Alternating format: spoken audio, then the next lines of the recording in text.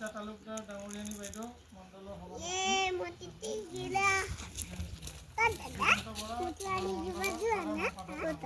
প্ৰমুখ্য কৰি জিলা বিষয়ববীয়াসকল আৰু কাৰ্যকৰ্তাসকল আৰু মণ্ডলৰ বিষয়ববীয়াসকল প্ৰথমবাৰৰ বাবে হয়তো চাগে মই আজি কাজিৰঙা মণ্ডলত আহি উপস্থিত হৈছোঁ আৰু খুব এটা সুন্দৰ পৰিৱেশ দেখা গৈছে।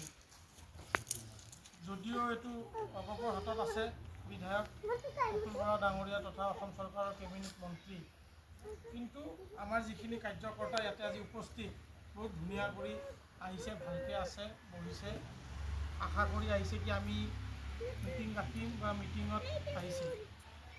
আমাৰ মূল উদ্দেশ্যটো কি চোতাল বৈঠকৰ কিয় ৰাখিছোঁ? কোনোবাই কিবা ক'বনে?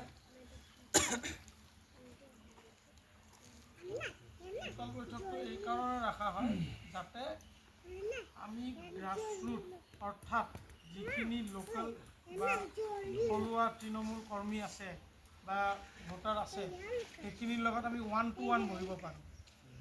নেতাবিলাক কোনোদিনো চোতাল বৈঠকত নাই, এইটো নিয়মৰ কথা, এইটো ভাৰতীয় জনতা পাৰ্টীৰ নিয়ম। নেতা সদায় বিধানসভালৈ যাব, আমি কোনে লৈ যায় নেতাসকলক বিধানসভালৈ? আমাৰ নিচিনা কৰ্মকৰ্তাসকলে লৈ যায়। আৰু আমি আপোনালোকৰ মাজত আজি বৈঠকখন ৰখাৰ উদ্দেশ্য হ'ল আমাৰ চৰকাৰৰ যোৱা 10টা বছৰ কাৰ্যকালত কেনেকুৱা ধৰণৰ কাম কৰিছে আৰু কি ধৰণৰ কাম কৰিছে।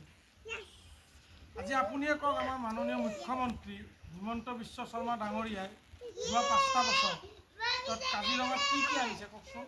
মোদী ডাঙৰীয়াই যে সেইদিনা কলিয়াবৰত আহি গ'ল আমাৰ দেশৰ বিশ্বত, তথাপিও আমি যাতে এইটো আৰু ইয়াতকৈ ফেমাছ কৰিব পাৰোঁ আৰু ছিজনত আমি এতিয়া যদি